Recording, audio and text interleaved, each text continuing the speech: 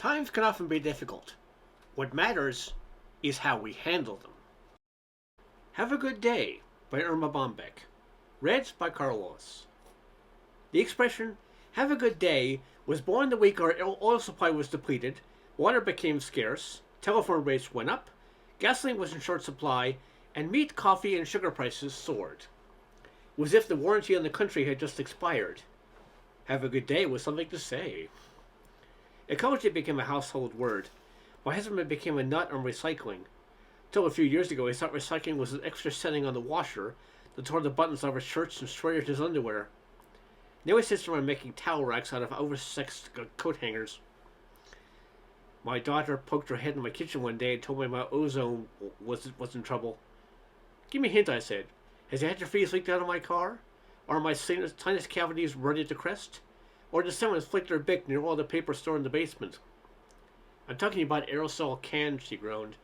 Not going to use them anymore, and you shouldn't either. You're aware that Congress is drafting a bill that will include a ban of spray cans using fluorocarbons? Wouldn't go so far as to take it to Congress, I said.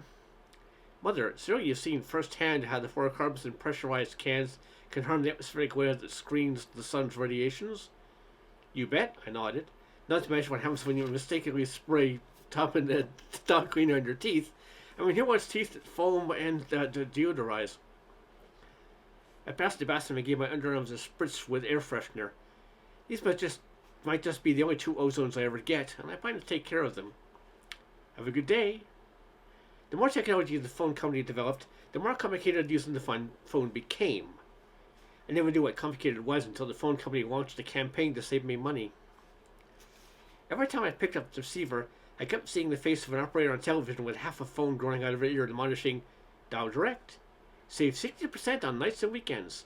Lower rates on shorter distances. Talk 1 minute to Nashville for 22 minutes. On Sunday, I found myself setting an alarm for 3 a.m.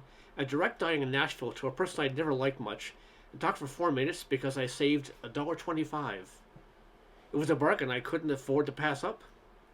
In fact, in 4 weeks, I saved enough to call my sister in Ohio at a civilized hour during the week with an operator to announce me.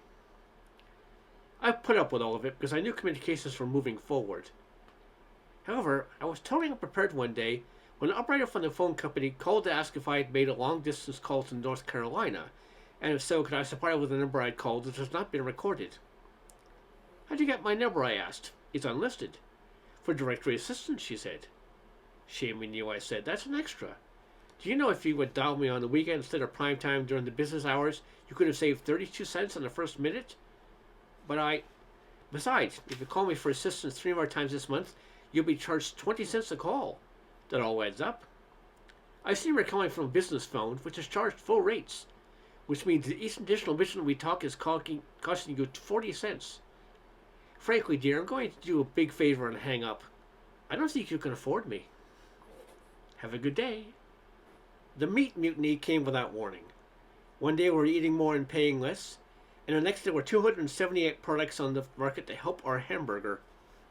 Housewives did not take the news sitting down. They stood outside of grocery stores eating dog food in protest.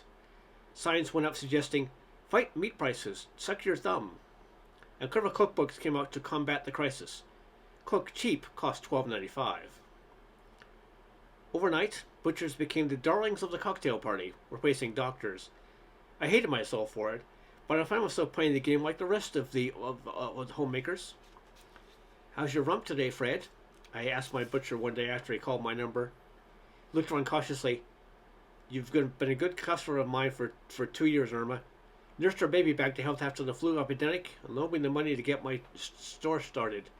A man doesn't forget things like that. I can arrange financing on a sirloin tip at 6% on the unpaid balance for 36 months. See you at our house Saturday night? I smiled. You bet, he waved. I had no shame whatsoever. Well, if it isn't Fred Saucel. Hate to bring us up at a social gathering, Fred, but I was wondering if you could describe something for a tough round steak. The meat thermometer is normal. I've already given it 2 tablespoons of meat at the tenderizer. He looked up tiredly. Take your aspirin and call me in the morning, he said.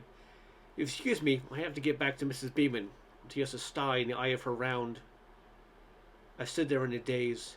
Somehow it did me a world of good just to touch the hand of a man who had touched a standing rib. Standing at the meat counter day after day was depressing. I found myself looking over cuts of meat I used to think belonged in bottles at Harvard. "What's that?" I asked Fred one day. "In the corner of the meat case." "Tongue." "Whose?" "It was an anonymous donor," he said dryly. "This is tripe," he said, holding up a curtain. "I'll say," I said weakly. "Have you ever tried pig's feet?" "No, you never know where they've been." "Chicken?" I'll pretend I didn't hear that. I motioned to Fred to come closer. "Listen, Fred, remember that rump roast you financed last week? Well, when I trimmed a little of the fat off it, went into deep shock and—" "I don't make house calls," he said stiffly. "So why don't you drop over to the house tomorrow," I said, "and have a few people in, and on Wednesdays I play golf," he said. "Have a good day." I wanted to boycott coffee when it went to $4 a pound. I really did. But basically I'm weak and cannot endure pain.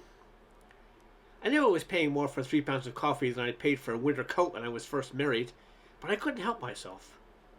You can't imagine the pressure I got from the woman in the neighborhood. One morning I practically ran to the coffee clutch at Lois's house. Just inside the door she said, "Want a cup?" She put an empty cup in my hand. "Where's the coffee?" I asked. "I never promised you coffee." "That's not funny, Lois. If any idea what I would give for a cup of coffee? I'd sell my children, wouldn't we all? I'd sell my body, braggart. Lois, I'd sell my bowling trophy. Will you get a hold of yourself? You've got to stand firm together. There's no telling how high the price of coffee will go." "Look," I said, regaining my composure. "Never thought I'd admit this to anyone, but I'm older than the rest of you, and I lived through the great caffeine drought of 1942 during the war." "I never heard of it," said Lois. "And I hope you never do," I said. "I saw my mother in the morning without a cup of coffee once, the closest to death I ever want to come. She toasted and buttered her hand and put it on my sister's plate. She bumped into a footstool with her head. She felt a draft and it was her eyelashes blinking. When she thought no one was looking, she put her head on the coffee canister and inhaled. My father caught her trying to shave her tongue. It was awful." "It must have been a terrible thing for a child to see," comforted Carol, "but courage, it'll all be over soon." "I know," I whimpered, "but a day without Joe DiMaggio is like a day without sunshine." You can only be lousy with courage for so long. On the way back from the school after lunch, I spun the car into drive-in and yelled, "1 cup of coffee, please. Will you take a personal check?" "Have a good day." The end.